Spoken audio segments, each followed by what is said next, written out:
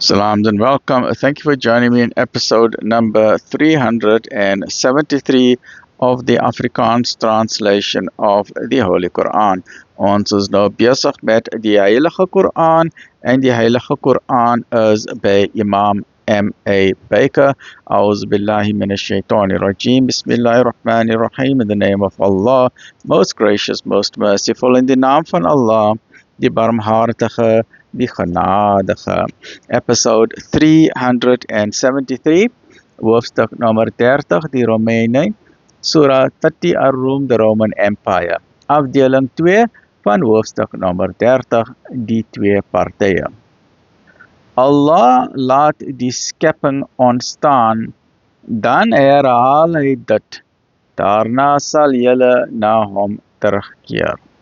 En die dag waarop die uur sal kom, sal die misdadigers wanhoopig word. En hulle sal geen bemiddelaars onder hulle afgode vind nie, en hulle sal hul afgode verwerp. En op die dag waarop die uur sal kom, sal hulle van mekaar geskei word. Dan sal hulle wat gelowig was en goeie werke verrig het, in 'n tuin geluk vind.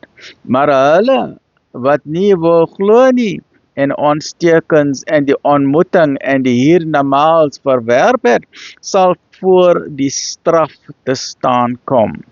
Loof Allah wanneer julle die aand ingaan en wanneer julle die dag begin.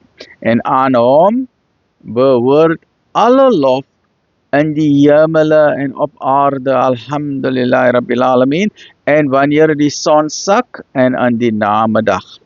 Hy bring die lewende uit die dode voort en ook die dode uit die lewende, en hy gee die aarde lewe na haar dood, en so sal julle ook voortgebring word. Right? This is an absolute guarantee.